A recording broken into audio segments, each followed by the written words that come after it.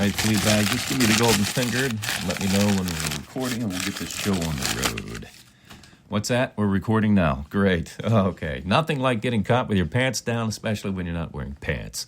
All right, today, I'm going to tattle on Santa Claus because he's a dirty boy, a very dirty boy. So strap in. From Hollywood, it's the world-famous Mojo Elliott here to rap about the stuff nobody really gives a rat's ass about, but I like to spin it, and spin it good. Rated E for explicit and enormous. Alexa, what day is it? It's Thursday, December 5th. All right, before I get rolling here, starting in January, the Rat's Ass Podcast will post new episodes on Tuesday and Friday instead of Tuesday and Thursday. The last podcast for this year will be on December 17th, but I'll be back with the word on January 3rd. Hey, I'm a poet and didn't even know it.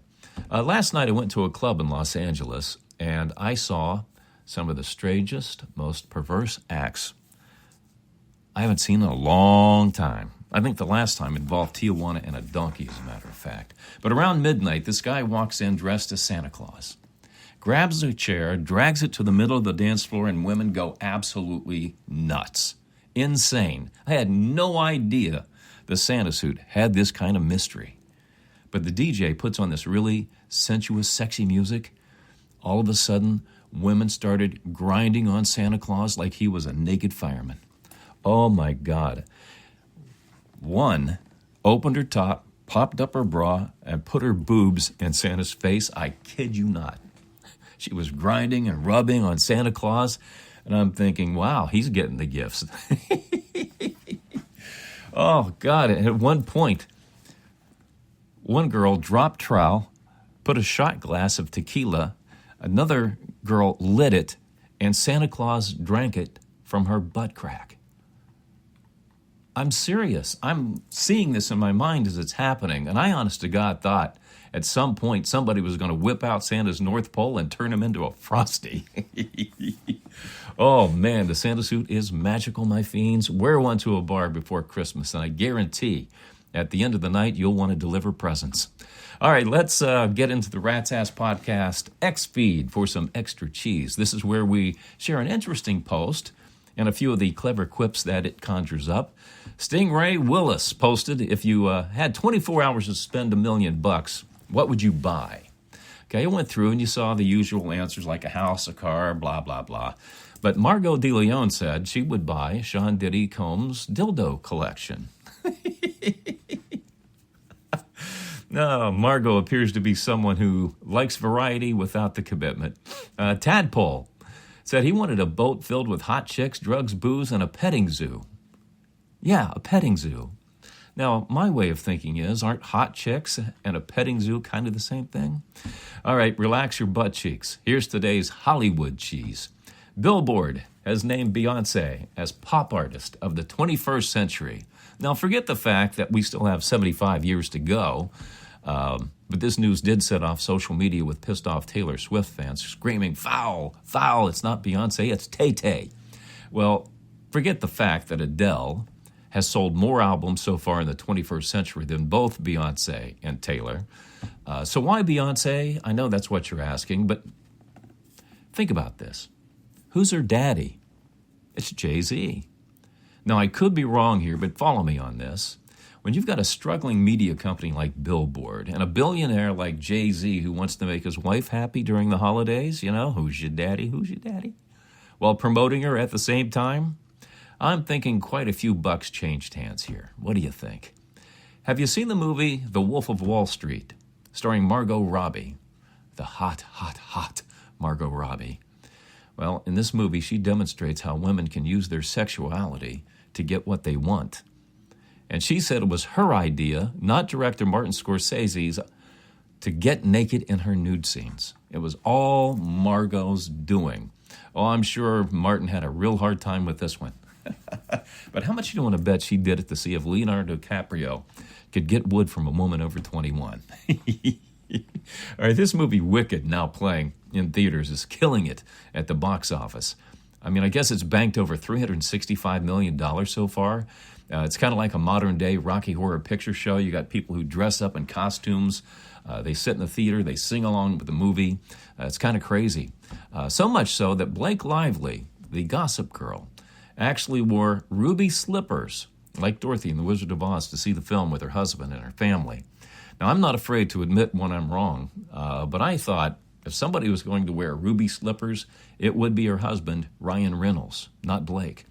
The Rolling Stones have introduced their own perfume, finally, after all these years. It's called RS9, and it's for women who want to smell like Keith Richards' ass crack after a 2-hour show.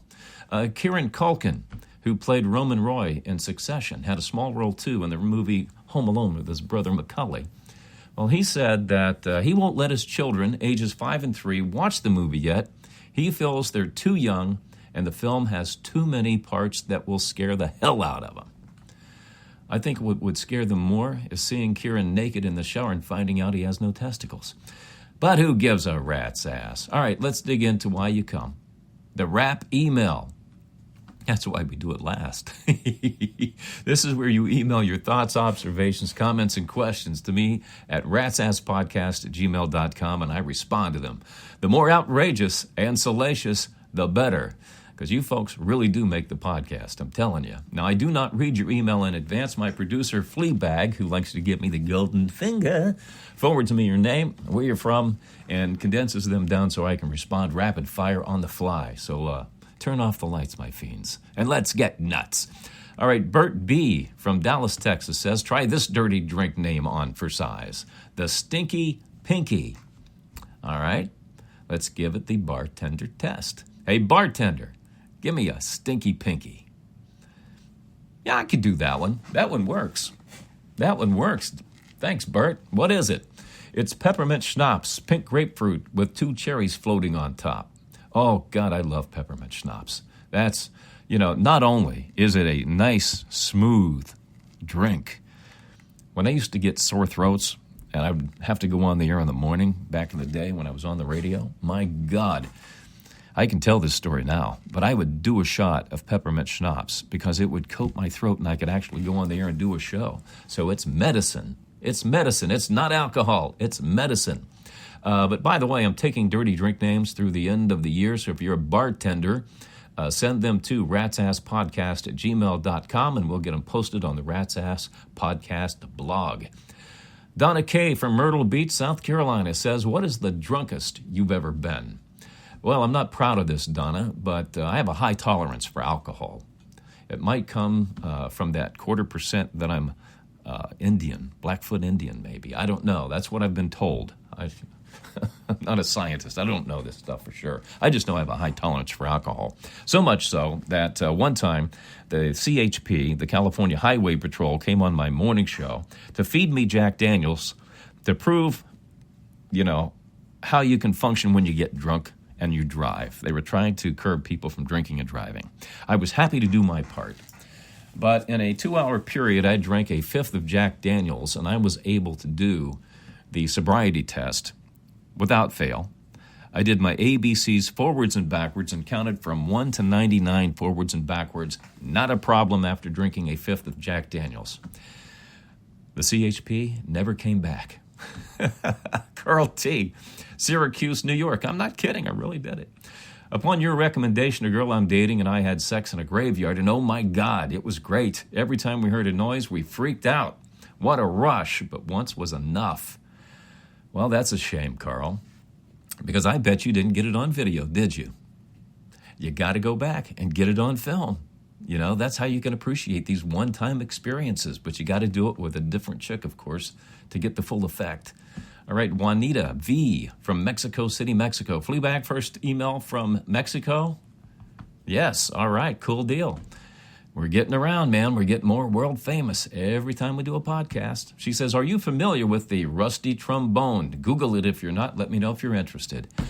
Oh, Juanita, I've lived in Hollywood since 1986. I'm familiar with every damn thing, and that one is just disgusting. Absolutely disgusting, the rusty trombone. But I highly recommend it. Randy W., Carson City, Nevada. What are your thoughts about Hunter Biden? Oh, God, here we go, political crap. Fleabag, please. I know I said I would answer anything, but you don't have to send me the political stuff. But he says, I'll do it since you sent it. What are your thoughts about Hunter Biden getting pardoned by his pappy? Well, let me put it this way, Randy. I think the Bidens are both warts on the ass of the United States of America. How's that? But all politicians are, aren't they? Arthur Q., Manchester, England. Have you ever gone, well, this is a good one. This is different. Have you ever gone streaking? Mooned a crowd of people, gone skinny dipping, and driven a car at 100 miles per hour? Yes, Arthur, I've streaked, I've mooned, I've gone skinny dipping, and I've driven a car at 100 miles an hour. Believe it or not, all in the same night. And if I'm lying, may the good Lord above punish me by making it rain great big gobs of cash right now. Come on, let it rain. Let it rain. I'm not seeing great big gobs of cash, Arthur. All right, keep sending your emails with your thoughts, observations, comments, and questions to ratsasspodcast@gmail.com, and I'll give you my 2 cents that makes no sense on the next podcast. That's going to do it for this episode. The conversation continues on X.